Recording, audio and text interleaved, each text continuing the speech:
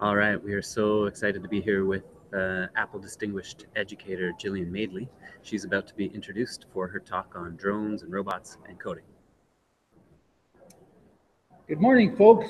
I would have thought this room would have been absolutely filled, given the topic and the day in which we're living with all the technology and so forth. I'm going to just take a moment to read a couple of things that Gillian has done, our speaker, Gillian Madeley. Can you hear me back there?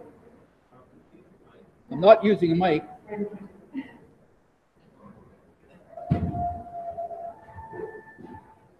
Now I feel like I'm giving a sermon.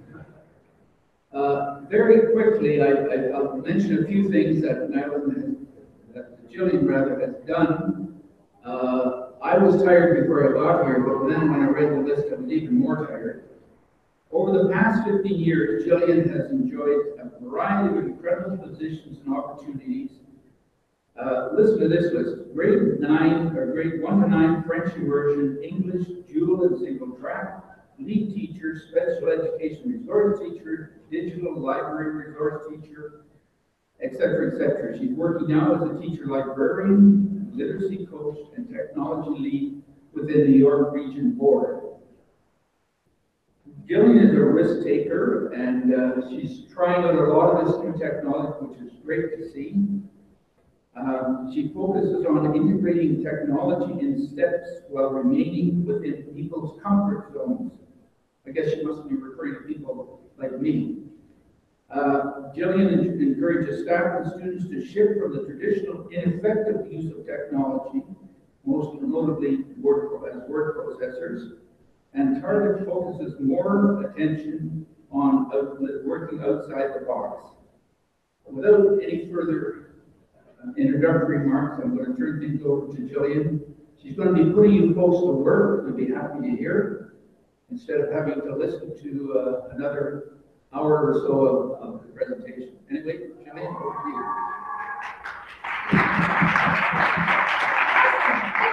So I apologize in advance because I have a tendency of wandering. I don't do sit and get very well, so I'm not about to make you guys do sit and get either. Hopefully you realize you signed up for an interactive hands-on session. I will be throwing you under buses on occasion, because we are here, and I like to qualify myself as a disruptor. And I'm hopeful, 3 cheers if you guys are disruptors too. Woo! Okay, so we're off to a good start. So I'm here, I have a little mini posse with me, and I'm going to introduce them later on. But I'm here to talk about how we can bring coding to life. And I did bring tons of gadgets with me, so that if you've heard about some of these things, you can actually now go back to your place of employment, and you can actually talk to them, speak to them, and see what would fit within your budget, what would fit within your needs. So I want to get a sense of the room before I start, and I'm really hoping that we have a differentiated group. I have a master's in French immersion special education, which I got from St. Francis Xavier, Nova Scotia, because it's 100% inclusion. So I had a lot of students coming in to learn a second language who were non-verbal. I had to try and figure out what to do with them. So from a coding standpoint, I always wear my heart on my sleeve, and I'm thinking about what can I do to leverage it, and how might this leverage some of the abilities that are hidden with some of our high flyers or some of the students that like to fly under the radar. So we're going to look at that a bit as well. But from a coding standpoint in this room, I'm going to ask you to raise your hand if you have less than 1 year of coding experience or no coding experience at all. Yes, that's awesome. Great. If I were to ask between 1 and 5 years, how many of you have been dabbling in coding 1 to 5 years and greater than 5 years? Amazing. Okay, good. Thank you. So I'm hoping, my goal is at the end of this session, at the end of the hour, you will all leave with something, no matter where you're starting, what your starting point is. And I want you to think about why we're doing this, why coding, and I want you all to think of it today as a new beginning. And as we think about today as a new beginning, I want to start with this. Hello world.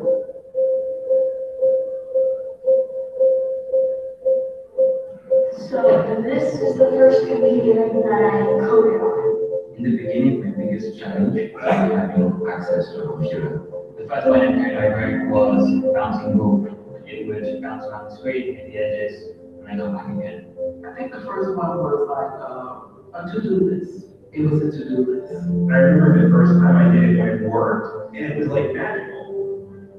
I can do anything with code. Anything I can think about, I can do it. And be able to experience power outages every day.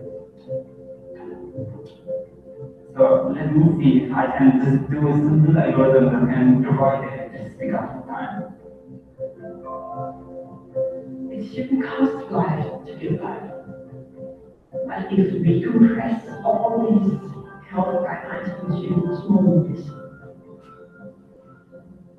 I am one person that saw a problem and created a solution to stop or assist a woman in domestic violence. What we wanted, what we needed, didn't exist. So at some point, you just say, okay, well, let's do it ourselves. That's my app. Well, when I first started out, I had to have a plan. We start with that little glimmer, that seed of a new, fresh idea. There's this fear of code. It's so hard, it's inaccessible, but actually it's not. Someone who doesn't even know code at all, if they really studied some simple source code, they would probably be able to understand it. Anything's possible, and it all comes from that first step. Launching out was a big plan, actually. I told everyone about it and they download my app, it's on the App Store. I'll dance it. I'll go all my programs that I find to. This is frustrating because there's so many emotions, so many dreams. I understand my students. You are paying for electricity. My son paid it. They built it. And we care of that. It's easier. By the end of 2016, 1 million women could get a safe birth due to the Safe Delivery Act. People come together in public spaces, it creates a kind of happiness and it creates a kind of like healing effect for the soul. Touch my God! Dear Kira, young people like you are tomorrow's leaders. You inspire me and give me tremendous hope for the future. Michelle and I wish you all the best. Sincerely, Brother Juan. These tools are something that we desperately need when we're trying to change the world. I think the more people we can learn to code, learn to build apps, the more problems can be solved. I feel like I'm creating stuff that can actually change the way people live, which is so awesome. I want to be this amazing coder, this off-the-chain senior developer where everybody comes to me and is like, can you fix this? And I'm like, yeah. I'm like, and I go in there, I'll just type up the code and I'll dig at him. And I'm like, wow, you can do this, yay! So yes, coding gives us tons of opportunities that make us better people because we're able to, if you think of it, the number of us that are teaching and speaking of social justice and the ways that we can make a difference in the world, and we think, why are we here and why are you interested in coding? Everybody should have that opportunity. Everybody should be given the opportunity to create something that could possibly one day change the world. And learning to code for our students, and even from a teaching standpoint, can actually help to make that happen. So again, I say to you, and I ask, why coding? And I want you to think about these two questions. I want you to think about how have apps, or how have something that has been coded for you, how has that helped you or changed your daily life, either personally or professionally? And the other piece is the bigger question of why we're here at a conference that is destined for our students, is how has code had an impact on your students, on their lives, on their learning? And I want you to think about that, and most of you are in a situation where you can turn to your table partner or perhaps turn behind you, and I want you to share one thing within that, something that has impacted you personally, professionally, or something that you have seen from a coding standpoint for a student impact. So take a couple of minutes, or take 30 seconds to a minute and have that discourse right now, please.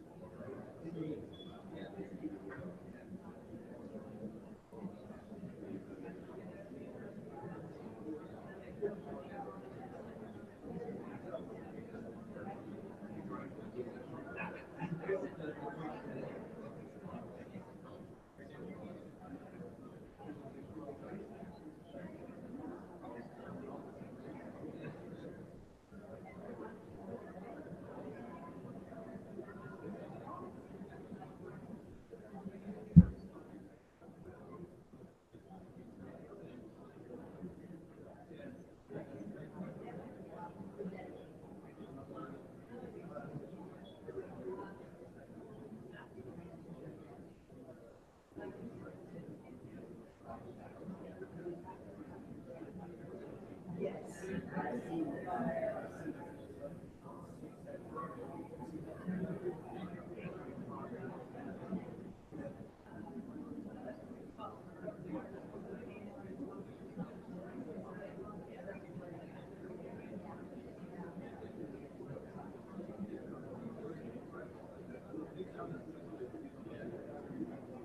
going to ask that you finish your thoughts. And I apologize I didn't give you time to formally introduce yourselves.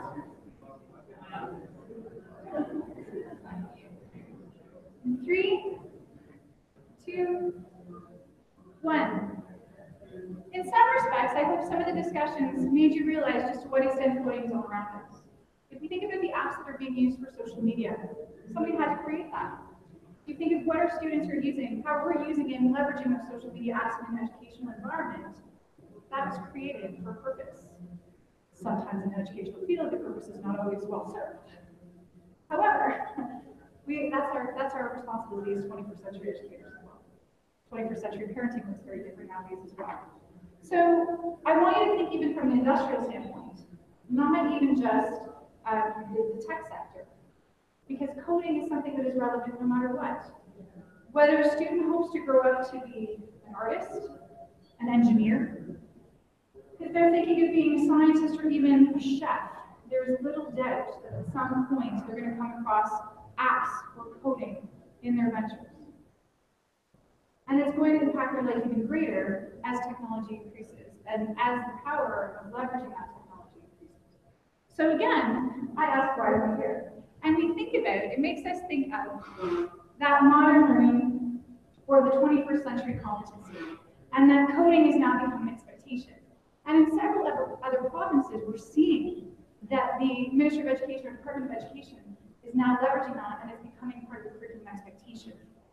It hasn't hit here yet unless you're teaching within a secondary environment, especially in your computer science teacher. But it's coming, and we know it's coming. We think of the powerful events such as Hour of Code and what that has done, and how we're leveraging the power of coding in order to teach other subjects other than just science and technology, or even mathematics. How much you use it in a language arts environment now, and how can you, from your vantage point, be instrumental in supporting those teachers. And in a world now powered by code, understanding that the key software component is becoming a new literacy. Steve Jobs at one point said, it's great if you know, and I think actually Obama ended up saying it as well, at one point, it's wonderful that you know how to use your phone, but do you really know how to program it? Do you know how to code it? The apps that you're using, do you understand the functionality behind it? The computers that you're using, the tablets that you're using now, do you understand their functionality and why they work? So something to keep in mind as we tinker today, and we know the computer science piece is, but from a teaching standpoint, think of it as music. Music, we all have theory. We don't want to learn the theory, but in order to read the notes of the staff, in order to play effectively, you need to do it. Well, in computer science and learning how to code is the same thing. You cannot be expected to know exactly how to program and how to do it successfully without doing that theoretical piece. And what does that look like? We're going to talk a little bit about a continuum. But I also want you to realize the transversal competencies that come along with coding. And again, none of this comes as any surprise, because we know that it unlocks creativity to solve problems. And if we look at our curriculum, the curriculum is becoming more and more inquiry-based, project-based. We want it to be challenge-based. We want the students to take to task, and our role becomes a little more passive, which also ends up being a little scary at times. And I say at the beginning, I go back to being the disruptors and how to disrupt quietly and pushing those people to the edge so that they take those risks. But many times when you're coding, like anything, it involves work in collaborative environments. And working collaboratively for our students, it focuses on different skills and expertise that each person and each member of that team can provide. I'm not sure about you, but in our role, in my role working with 760 grade 1 to 8 students, one of the biggest areas of foci in the makerspace or in the learning commons where I teach is noticing that our students need work on perseverance and collaboration. Coding is all of that and then some. The bigger question though is, as I said, where do we start? And I need you guys to think really about not only the possibilities, but I need to think, where are you on this personal journey, on the personal continuum, but where might your students be? So I want to start by talking about how you get started in coding. For those of you who are experienced the next slide or two might be a little bit but at the same point, I'm hoping to give you resources you can take back to some of the teachers that you work with, some of the students who have no idea where to start. So the biggest piece there is to get your feet wet. Apple created and everyone can code, well, actually, their mantra for it was everyone can code. But there are little known facts that people don't know. There are teacher guides. The teacher guides are phenomenal. I'm going to actually look into them.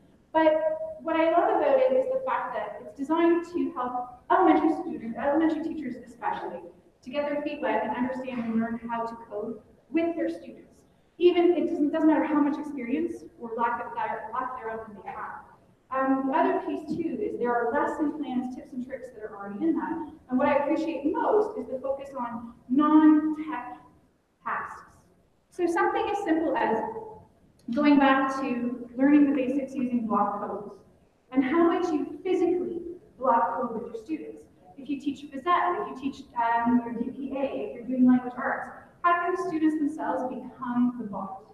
And it starts off with an activity, whereas literally printing off or looking at steps in order to go through it. So I'm going to switch to Apple TV.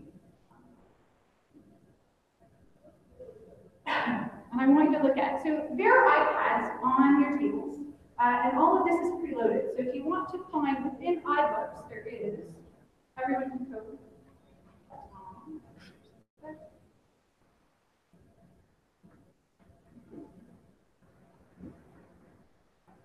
Now it's safe to signal week is not typical.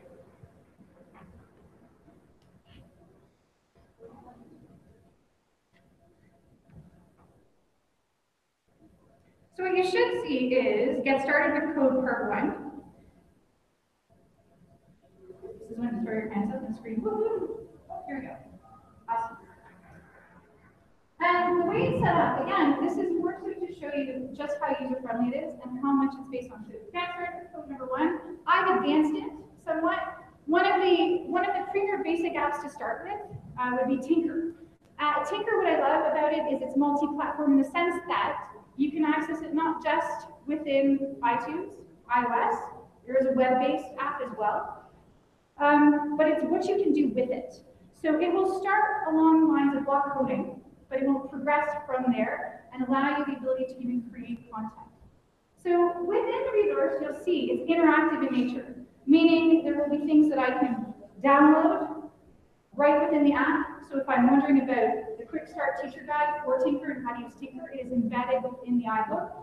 The iBook being free, my favorite word when it comes to education. And the other piece too is there will be light bulb moments. So there'll be tips and tricks.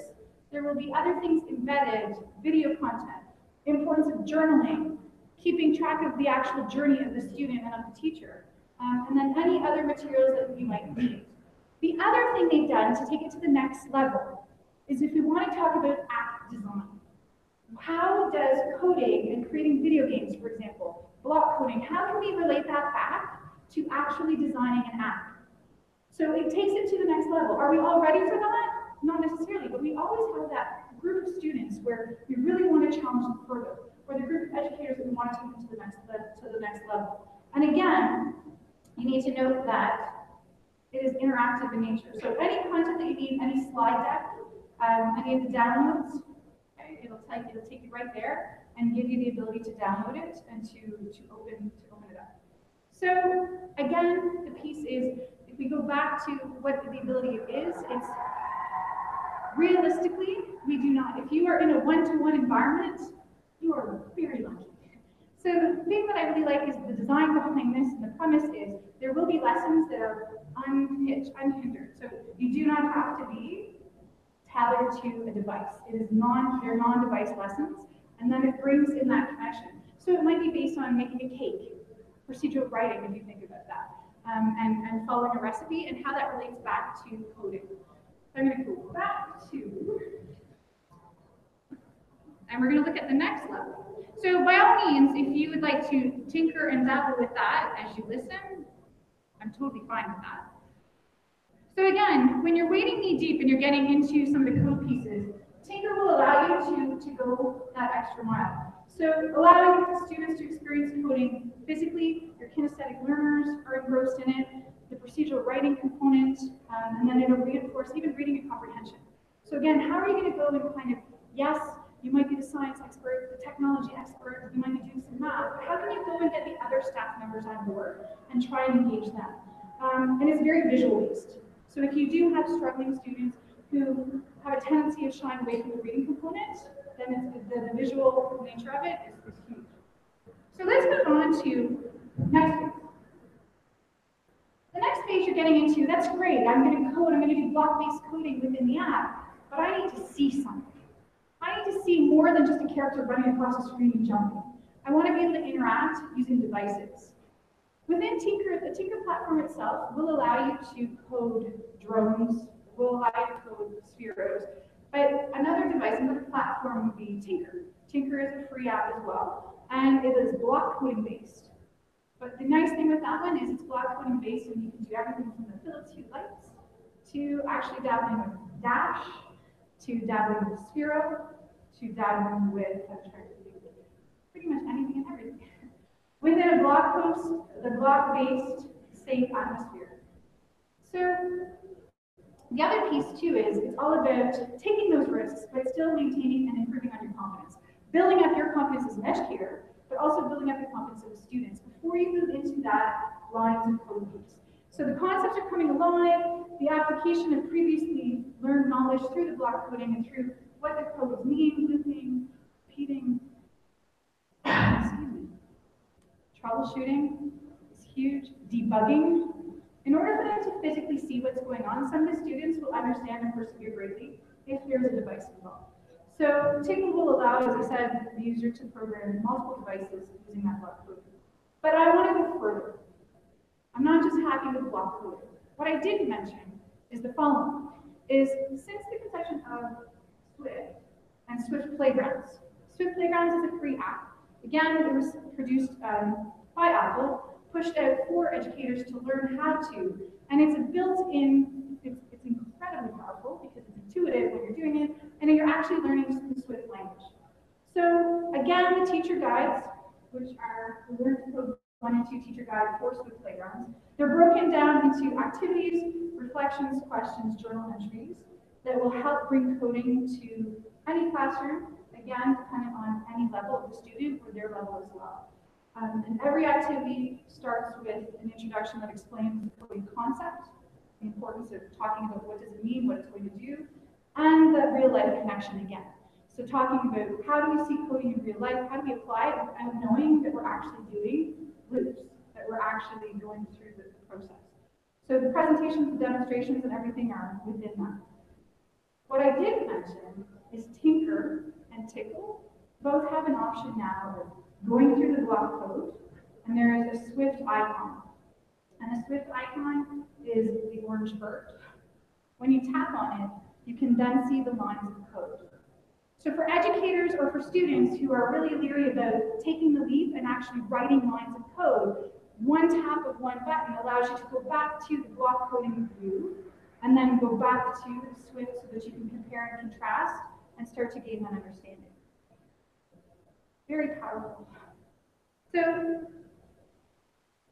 I'm going to, actually no, let's go, we're going to go into Swift.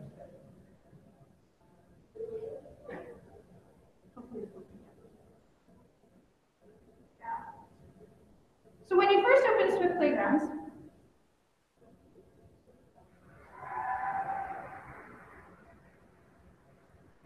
you'll notice the ability to go into the fundamentals of Swift, which is Learn to Code Part 1 within Swift itself. It is self-paced, self-directed, there are hints, and it will walk you through with a character named Bite. Bite is the little raindrop.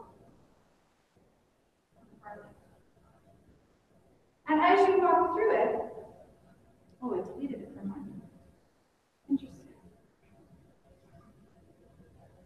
It'll start to learn different commands, different loops, and as you progress through, it'll get more and more difficult. But again, it allows you to understand exactly and see what's going on as you write your lines of code. If you are teaching in a second language environment, or if you're teaching in a French school, by switching out the iPad parameters into French, all of the content is available in French as well, which is always great. Don't forget some of the built-in features of the iPad. If it's too text-heavy, you can do a 2-finger swipe, and then it will talk you through, and it will read the instructions to you. So again, what I want you to be able to do is the iPads are there, and you will have some time to tinker through and think about, I think I'm good with block coding, but I need to take it to the next level and see what that's going to look like within writing your lines of code, treading water, and opening those new doors.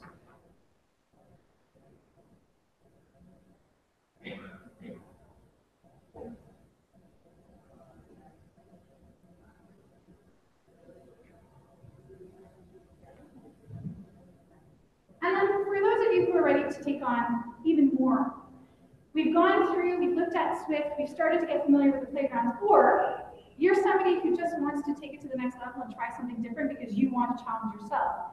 Then the suggestion would be to look at within playgrounds itself, they now have an accessory pack. I just enjoy it. The accessory pack will allow you to then program multiple devices, but multiple devices using, again, Swift coding language.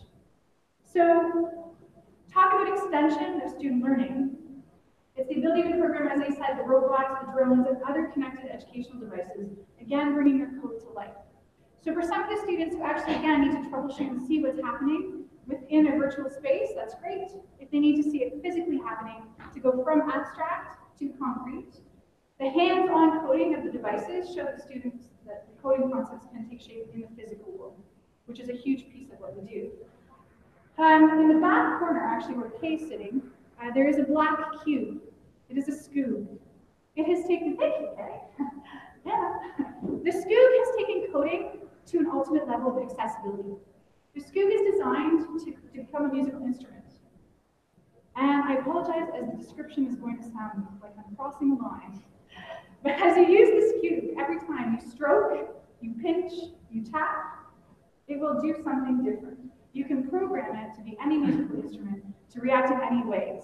How would we use it in an educational context? If you can imagine students programming the Scoob through code, through Swift Playgrounds, and then being able to connect with a group of students who would not necessarily be able to experience music, and watch them play their device, play their musical instrument, the power is incredible. So again, what might that look like? If you think about inclusivity and accessibility, especially to those that are unable to play those conventional instruments. And the other piece I wanted to introduce too before, as we're swimming in the deep end, why not do the deep dive, go further, is the use of Apple Teacher. And Apple Teacher is something new. It allows you to think of it from a free professional learning environment.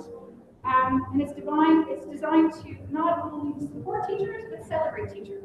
And it has the ability to do multiple things within the iOS or the Mac world. But there's a component of Swift Playgrounds as well.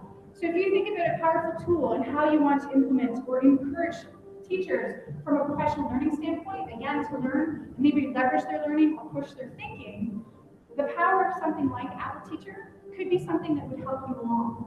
It will offer self-paced learning materials, tips, all sorts of inspiration.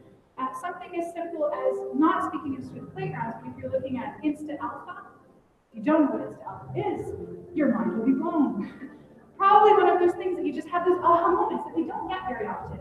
So the other piece too is the news that comes through down the Apple pipeline comes through the Apple Teacher quite quickly, and the ability to access the Teacher Center online. So when you do have those questions, I'm fortunate enough to be an Apple Distinguished Educator, and I have connections with over 2,000 educators around the world. So if I can't figure something out, I'm going to tap on those people. Within the Apple Teacher environment, it gives you that opportunity and even more to kind of go and see what you need to do from who you need to do to who you could tap it and reach out to. So I've had enough of the trying to grab on, and I'm trying to compete with apparently diabetes and endocrinologists know how to already know how to conference. So the big thing I want you guys to think about today is, what are you waiting for? I want you to be challenged, I want you to tinker, I want you to discover new things, and I want you to talk with people that I have brought with me, with people that are here in the room. We have people who've never coded, we have people that have been coding for a long time. I want you to leverage their learning. So consider your own continuum. Where do you think you are? If you want to dabble with some of the block codes and create your own dance. If you want to tinker with some of the drones and look at what some of the drone work can be done with a pair of mini drone and Swift Playgrounds. Other things that I've brought, I'm going to walk around, here we go. So the parent mini drone is up here. We also have, in the middle, a MeBot. MeBot, very similar, if you think of Mindstorm, in the sense that you have to build it first, just really long. You can program this, again, from a movement perspective. It's hilarious. We did some stuff this past summer with the MeBot. If you can imagine, this is going to date me, the log jammers waltz. Little Indiana, we had the MeBot dance done. We had them do a little bit of beats, add a green screen in there, and it's phenomenal. If you are interested in exploring a little bit of the accessibility component, looking at the Scoob in the back corner here, if you're not familiar, many of us in the education sector, the dashes are things that you are seeing almost every institution right now. If you're not familiar with Dash, please do go and check out Dash. And last but not least, the whole slide here, we've got 12 Spiros with us as well. Spiros are the round orbs, phenomenal for elementary or intermediate senior vision. And those again, children here, single, finger, or Swiss player. And there are the tutorials. The other thing you'll notice is on several of the groups there are challenge cards. Aptly named, I apologize. I'm a little bit Fly to moon. So we will walk you through what you need to do in order to access the Swiss Playground tutorials. What you need to download, the iPads are all Wi-Fi enabled, so you can definitely download it before you go, and then actually walk you through how you can do your initial programming within the drone to get the drone to stop. My insurance is not paid out. I do not want to do it. Somebody says, ow, I will run the door. So again, there are a couple of stations as always iPads ready for the learn to code component. So if you feel that you need to take a step back and start with something like Tinker, which is a block coding base, please start there. And last but not least, I want to introduce the three people that I did bring with me. Because there are some of you that will probably come to see this. So, did you want to introduce yourself, or did you want me to introduce you guys? So we have to be Kay. Kay, did you want to kind of explain your title? Sure, I will into the marketing. I can log you on with Thank you. We have Maria. And I can walk over here. Because what you don't know is Apple Canada has 2 app developers. We are fortunate to have one. This is Dana. Dana, would you like to explain kind of your background? Sure, yeah. So I'm an iOS developer. I'm a software developer ever since I graduated university. And for the last 3 years I've been doing 6 years I've been doing iOS development. And my role at Apple is to go to our enterprise customers and help them write apps for their employees. So if you have any sort of higher level coding questions or questions about what industry is like, I would be happy to answer those. I probably have a hard time getting to meet up. So again, the big piece is with the time that's remaining, you have a fairly big, 20-25 minutes. I really want you to dabble in where you think you are on that continuum. This is the opportunity to leverage your own knowledge, but also to leverage the 4 of us to try and help you coach through. If you have a question, where you have specific needs that you're not sure how they can be met, please do ask. As mentioned, I taught everything from JK to 9. So I do have a vast knowledge from a curriculum standpoint of where you can tie this in. And from a standpoint of what works and what doesn't. What have the hiccups been? Or if you have any questions that you're just not sure where to start or where may be a good starting point. But by all means, the biggest thing is I want you to play.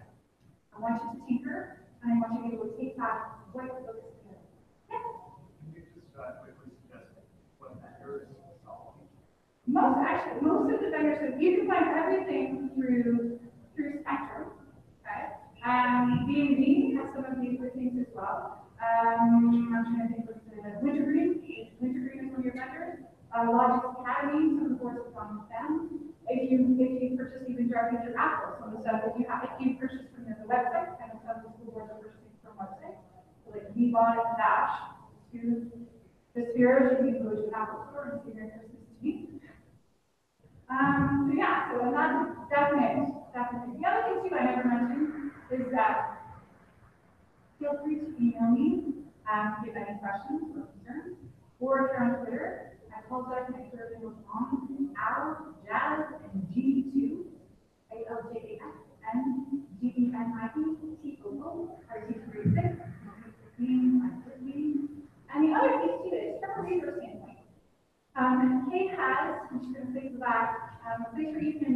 email contact information, and we can push out some of the content, some of the information pieces that you might be missing, or direct them to some of the resources. If you are questioning where it should be, where you have, or what people are available to you. So yeah, we have fun, take risks. We are not here to judge. And I kind of float around. Do not feel that you're tethered to one device. By all means, go where your heart desires. And if you spend 5 or 10 minutes, you're like, that was still not my thing, please do go. Thank you. Enjoy. That was fun. So now it's playtime. Everybody gets to go visit their robot or drone of choice, Sphero, Dash and Dot, and more. And they'll get hands-on with the apps and coding themselves. Thanks for tuning in. Yeah, almost.